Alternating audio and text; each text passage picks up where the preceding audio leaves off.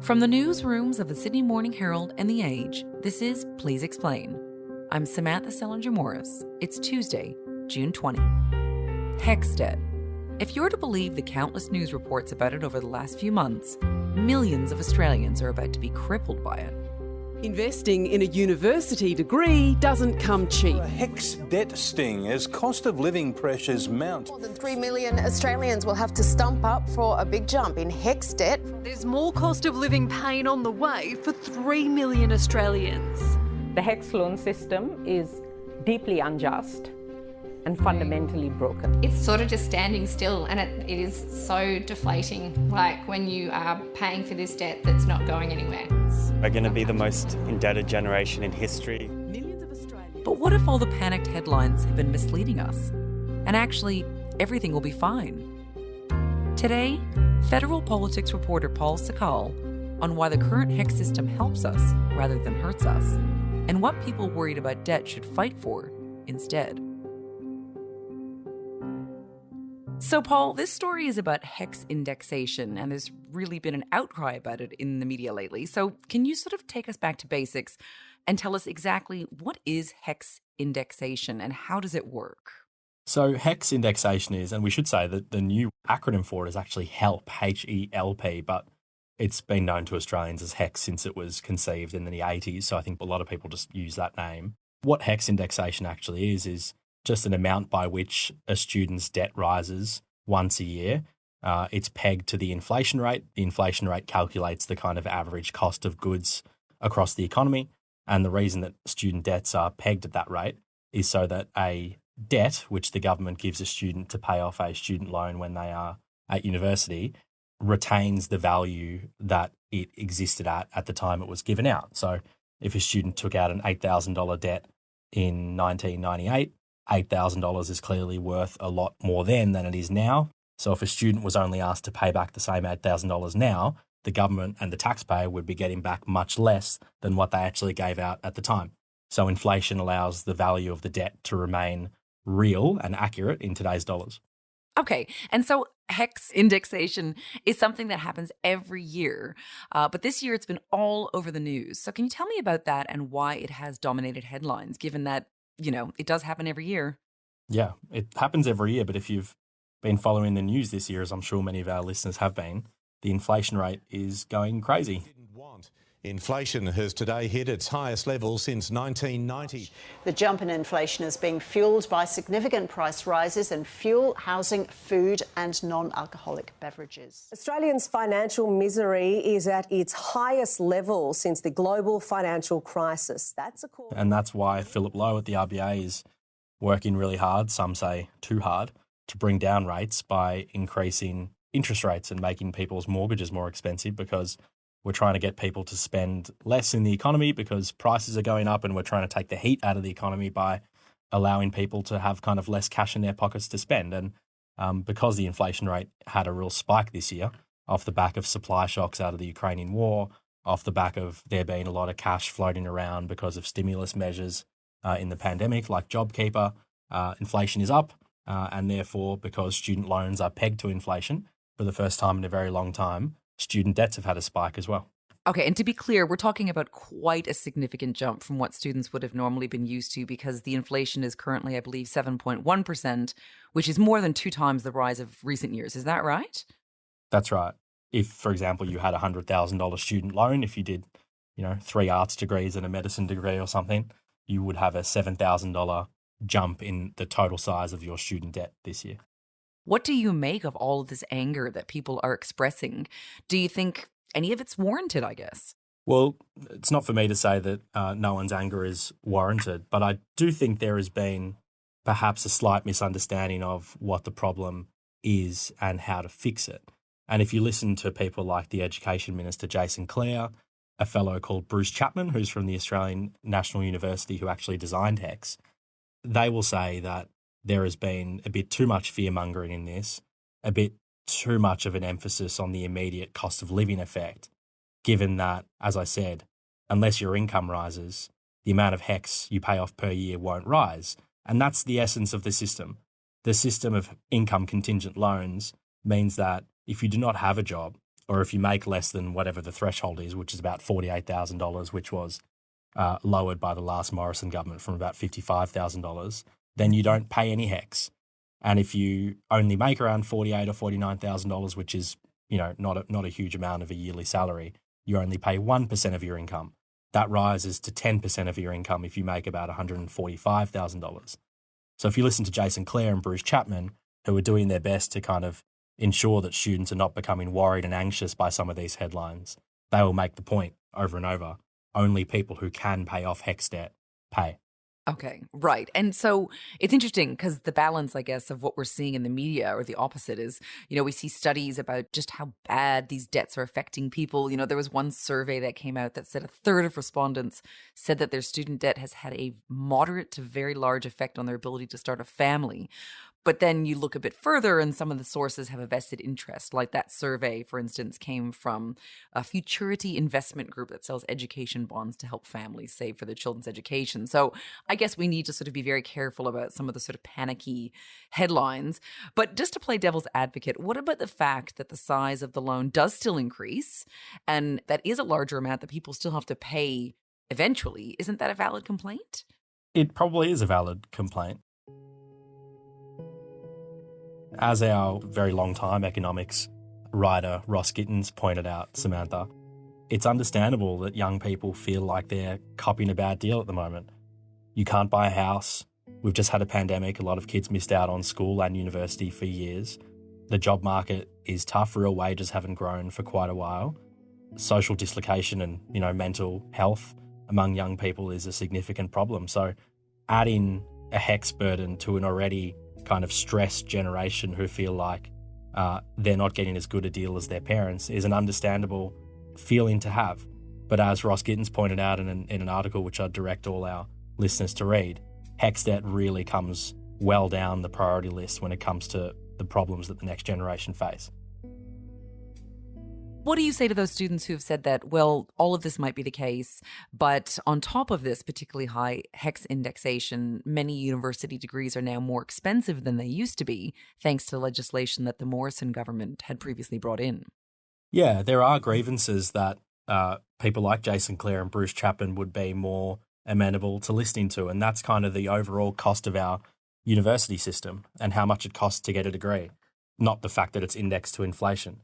Australian universities are funded by the Australian government at a lower rate than many other advanced countries. Places like Denmark and Germany and other places in Europe and Canada spend well over 1% of their GDP on higher education. Australia spends considerably less. And a byproduct of that is the fact that universities need to charge quite high fees to their students, which means that student debts can become pretty large, particularly if you do more than one degree. There were changes that were brought in by the Morrison government last year. The university sector felt like the Morrison government was quite anti-universities at a cultural level.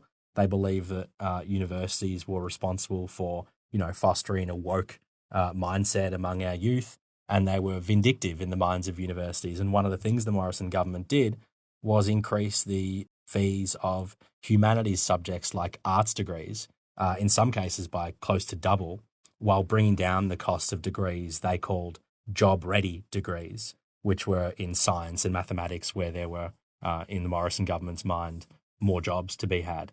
Jason Clare says there's a major education sector review going on, and this is one of the issues that will be looked at, the overall cost of going to university.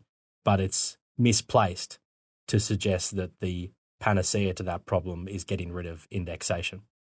So do you think then that the people who are sort of making these headlines for how egregious this HECS indexation is, do you think perhaps they're fighting for the wrong thing? Perhaps they shouldn't be sort of fighting about this HECS indexation, but rather what the government should be doing with regards to the price of university degrees? Yeah, I'm sure they would argue that they can walk and chew gum at the same time, that they can talk about a temporary fix to this one-off problem of this year's indexation. And, they've talked about doing things like pegging the indexation rate to whatever is the lowest of the wage price index, the inflation rate, or some other kind of economic figures so that you don't get a one-off spike like this. But in the long run, as inflation kind of normalizes and becomes less of a headline-grabbing problem when it's at 2 or 3 or 4% as it normally is. This issue is not going to become one that persists in the mind of policymakers, one wouldn't imagine. But what will persist in their mind is this growing problem of generally just the cost of going to university, and whether that's something that can be ameliorated. And clearly at the top of that agenda for the government is whether to reverse the Morrison government's fee increases for a wide swathe of university degrees. And given it's a new Labor government who will be keen to kind of stamp their authority on the university sector, students and activists pushing for that kind of change might have more luck in getting the government to change course. Right, okay. And so why are we not hearing this sort of sobering, more balanced take, I guess, on the HECS debt situation? I mean, it's not like you don't have a dog in this fight. You have a HECS debt too, I understand. I did go to university recently. I do have a HECS debt. I only did an arts degree, so I don't have as big a debt as some of my friends would have who did law degrees or medicine degrees or things like that. I think part of the reason why, and I'm not a media analyst and I'm not going to sit here and criticise my colleagues in the media, but there is clearly a bias in the media to, sexy stories that have grievance at the centre of them. And listening to a, older academic from the ANU talk about how income contingent loans are a wise policy solution, or listening to the education minister make quite, bland comments about our university structure and not as headline grabbing as young students posing in a photo talking about how difficult it is to be young. And it is difficult to be young, and those students have fair grievances. But another point that I haven't made throughout this on the HECS indexation situation is that Australia's had kind of record low inflation for about 10 years now. We've had inflation that sometimes ran at only 0.5% or 1% or 1.5%, which means that for a long time, indexation has been going up by far less than a interest rate at a bank has been. So it's kind of the best loan a student could ever have got for about 10 years. This is a one-off spike.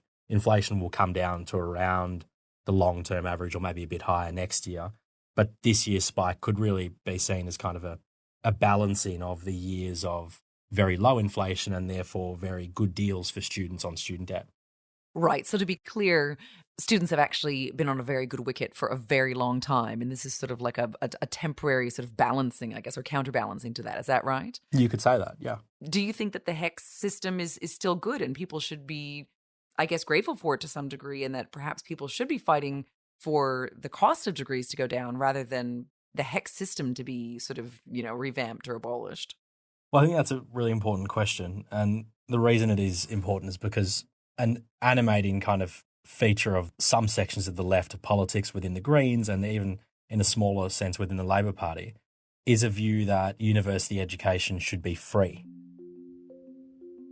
It's free in very few countries, but it is free in some places like, I believe, in Germany, and university was free under the Whitlam government in the 70s. The rationale for the income contingent loan system is kind of as follows. If the university education system was fully free, what it would mean is that the government needed to fund every cent of a student's degree, which would be very expensive. It would cost many billions of dollars every year. And what Bruce Chapman says happens in other countries where there are fully free systems is that the government tries to make the university system smaller to allow fewer people to go to university and make it more exclusive effectively, because they don't want to fund an uncapped amount of university places. So Bruce Chapman and the Labor government in the 80s under Hawke and Keating, and every government since then has agreed that this is the best approach to allow more disadvantaged kids from kind of the middle class who might be thinking about going and doing a manual degree rather than a skilled degree. In order to incentivise more of them to go to university, you allow a system where the student pays some amount of it, and instead of making them pay up front and pay an interest system where you need to actually pay off kind of bank interest, you give them this income contingent loan, which reduces the disincentive to take on a big degree cost early in their life. And now if you look at the number of people who have gone to university since that system was instituted in the 70s and 60s, there was about 7% of the population had a university degree. Now people in their 30s, about half of them have university degrees. And there's a stat floating around that in jobs of the future, about 9 of 10 of them will require a university degree. So we've created this system where people do pay back over time, in some cases a kind of substantial amount, but we've allowed a huge new generation of people to go to university, and the average income of people who go to university is about $32,000 higher than someone who does not. So we're creating this social public good by creating this system where people do pay back some amount over time, and we've made our university system bigger and accessible to more Australians as a result. Thank you, Paul, for joining us. Thank you for having me.